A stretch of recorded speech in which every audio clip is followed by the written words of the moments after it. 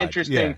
He was a Yeah. thorn in the side of the machine, like, so he was a bit of an anti-hero. And it's the same with Russell in Almost Famous. He's an anti-hero, he makes some fucked up decisions. You never know what his angle is. Well, that's And interesting. Isn't that interesting? Is that the business, theoretically, the industry wanted to make you a leading guy because you look like a leading guy and right. you hold the screen like a leading guy, but something inside of you wasn't going to do that. Yeah, I was like, well, I mean, I can be a shitty one of those, if that's what you guys are looking for. But And then you played a bunch of fucking like mildly shitty people. yeah, well, and those were the ones that I was more interested in, like Right. the characters in Spotlight, this guy in the morning show. And yeah, so many of the plays that I've done are the ones who are wrestling with internal as well as external conflict. But I like the guy. You were just a journalist in that Jackie movie, but Spotlight. Oh, yeah. You were the lawyer, right? I was You a were lawyer, exactly. Right. Yeah, and yeah, right. So that's that guy, a really fascinating story too. That guy, because I love that movie. Yeah, and that was a great movie. And Tom McCarthy, when I read it on the page, I was like, no, he just seems like a dick. I don't quite understand him. And he goes, let me tell you the story of this guy. And it turns out that he had been negotiating all of these deals between the victims and the church, in no small part because he was abused as a child. And he knew that all of the systems were going to be obstacles in the way of them getting anything. So he was like set upon himself, listen, I'm going to get you 20 grand and a sit down with the bishop. And that's the best you're going to do anywhere. And Tom was like, so I'm not going to write that in any of it, but that's what's going to be going through you. So that makes him an interesting presence on the screen because there's this whole mysterious inner monologue going on. And in fact, he actually had sent the paper names of these people before, and the paper buried it. And they put that in the movie after they discovered it during interviewing him, where he was like, wow. I hope you're not going to make me the villain in this. Let me tell you, the effort that I made. So that's interesting because, you think like it's kind of bizarre. Like, what effect do you think? Like, because you've done pretty well for yourself. It just worked out that way. But there's nothing. I don't know. Like, do you think that your father's disposition and his mode of operating has made you more sort of attracted to these type of characters?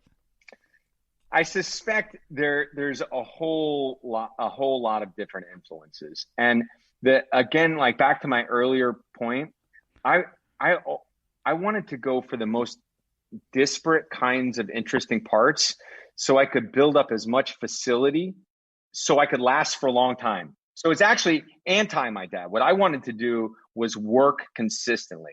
And the way to do that, as I was taught in school, is build an arsenal.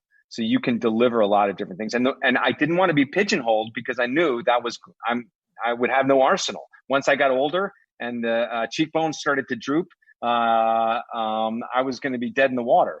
So it was anti your dad because you wanted to have some security in a business. Exactly. That was, and stability, it was predictability, right. Which comes from being able to adapt to. But it's interesting though, isn't it, that the characters that you want to play they're not murderers. They're just sort of slightly morally dubious. Yeah. And working. I would say that is interesting.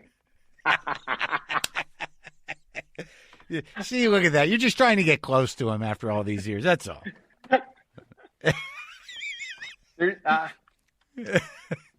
I can understand that. Yep, you tend to miss them when they're gone.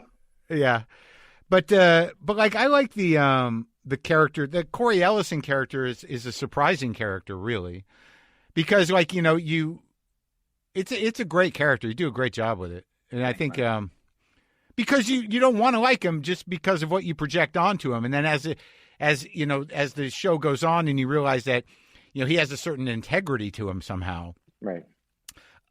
Because of his own sort of problems, which he reveals. I think it makes it a very unique take on that guy. I do too. When I read that, I had to call. I mean, I had an immediate response that was something like, what the fuck is going on with this person? How does somebody imagine that that's an okay way to be in life? So my curiosity was piqued about what was happening underneath him. And that's always a great place to start creatively, where you got a lot more questions than answers. And so I know when I'm reading a script and I pause to like think about it, and I can kind of visualize like moving around, or I'm kind of daydreaming about this person and trying to see if there's any kind of authentic version of me that's in there that I know that like that's a character I should go towards, because typically those are the ones where become most creatively engaged, and Right. it's rewarding, you know. And so this was one where I was like, man, I've seen this fucking New York angler my whole life. And this guy who is just a room reader, who you put your finger on what his motivations are, other than the display of his incredible social calculus. You know, like that's what he's capable of doing, managing chaos in real time. And there are people in New York like that. I mean, everywhere. You know, Right. they're the people who will sell you sunscreen when you're getting out of the train when on a sunny day, and then next day they'll be there with umbrellas. You know, they're just. But this guy's got like, you know, once he's trying to, you know, sort of connect with Reese's character, you know, he's offering up a vulnerability that seems genuine even amongst the hustle, you know, even within the hustle. Well, I think it's a question, because, you know, some of the greatest hustlers can project a kind of authenticity because, again, they're reading people, and they know Corey knew in that moment what she needed to feel safe in this transaction. And he had enough empathy for her as a woman trying to establish herself and her moral agency in this environment, that he could identify with her. Isn't that weird though? Like the hustle, like the idea of empathy in that type of character, even when you look at this fucking current president, that is it empathy, or is it just a mode of manipulation? I mean, I guess the empathy is there at the core, but ultimately its goal is not to empathize. I think that's a great question, and that was a source of ongoing conversation with Carrie, and I think we discovered a kind of moral ethic that, you know, maybe his own creation, but that really is about a more level playing field. And perversely, the reason it may be about a more level playing field is because he just wants to display his talent with as many people as possible. So he doesn't want to shut anybody out just for no good reason, just because they're a woman or just because they're not like him. He wants the best people playing the game so he can show off how good he is, in a way, you know, like. And by the way, that this is what some people argue is a meritocracy, you know, that get everybody in the mix, you know, that competition will promote the kind of creative productivity that will make us all thrive. Well, I mean, but that's what you were talking about at the beginning of what one of the things that you like being part of is the ensemble-driven catharsis of a story, and now it's like getting kind of meta, isn't it? Well, so you think about then, yeah, exactly. Like put that philosophy in the body of a guy who's like a stone cold killer and like a wackadoo. And you've got a really interesting individual with a lot of power and a capacity to evolve and shift before your eyes. That's fun to watch. I really was, you know, amazed by the unfolding of it. I like the show, you know, and the woman I was seeing who's not with us anymore, you know, she directed. I know. Let me tell you, Lynn. Yeah, I wanted to pass along my condolences. I had a very superficial interaction with her, but actually, after working on the morning show, she and I were talking about doing another show together that she was working on about a chiropractor called Posture, that was being produced by Steve Golan, who ended up passing away too. He passed away last year. Really? Yeah, it's just been heartbreak after heartbreak. But I had a lot of affection for her, even in our most superficial interaction. Yeah, she was great. But watching the show, I was surprised at how those you know, the whole issue of sexual impropriety and rape and what I was kind of amazed at how it was all handled. I mean, it was really written beautifully, the whole thing. Carrie Aaron, and she's responsible for to me, the creative application of a really complicated narrative, Yeah. which is we're all people. You can understand some motivations and you can't understand other motivations. And the complexity of trying to manage a moment of redistribution of power and justice for people who have been victimized is not going to be easy. And you're not going to get off by just villainizing everybody. You're going to need to understand the systems that create people, what goes into the kinds of things, and to offer that in a drama like this. I mean, they've got some incredible, to me, like tenacity and courage between the producers and Carrie. But Carrie is the one for me that I saw, her and her writing team being able to it's one thing to think of that, but it's another thing to put it into action. That's some really sophisticated writing. I mean, it's hard stuff. It's hard stuff to continue to understand these characters and fight your own, desire or lack of desire to empathize with them. Absolutely. But like working with Reese, I mean, she seems like a real fucking pro. Must be she's a pro of pros.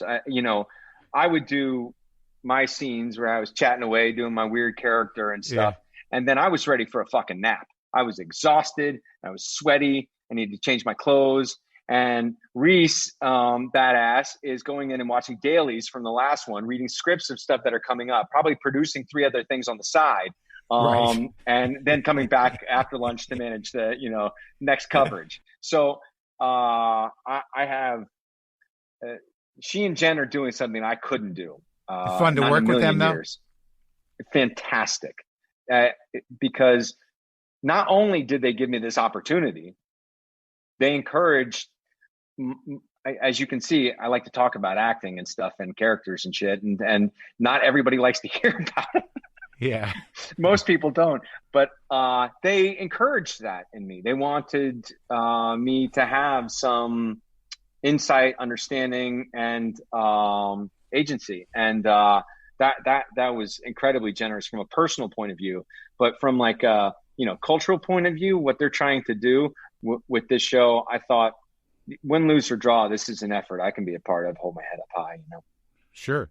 Yeah, and the guy's a bona fide weirdo. Bona fide weirdo, and I definitely relate to that. And here's the other thing too, is they didn't bat an eye at that. They loved it. And that's not an easy decision to make. You want to try to again, like, it's fine if he's complicated, but can he really be a weirdo?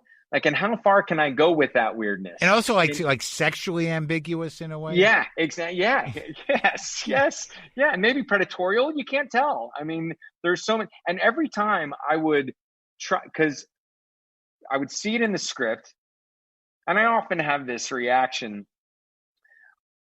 I'll see something that I think it's very clear. This is obviously what the story is going for. And then we do the first table read, and people will be like, "You really want to play him like that?" And I'm like, "Oh no, I don't. I was trying to do the job. Sorry, what was I supposed to be doing? My bad. I come at things from angles. I apologize." And this was one where the first table read, they were like, "I don't know who that weirdo is, but let's keep rolling with that." And I was kind of like ashamed inside, because I was thinking, I was just trying to do what you wrote. Right. Because to me it was so vivid, I wasn't trying to invent something like off the page, like riffing with my improvisation. I was word perfect, Yeah.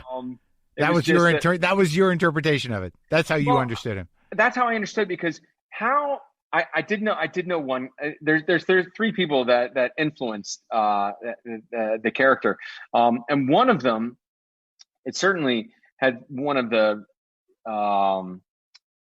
bigger brains of any of my friends that I've encountered. And when he starts to talk, and when he goes into a tangent that involves some new insight that he's arrived at, he giggles, and he giggles to himself, just at like the isn't my brain wild the way that it works? The discovery of it. The discovery of it is delightful to him, And I thought that would be a really disarming and interesting way for Corey to talk about his ideas, not dictate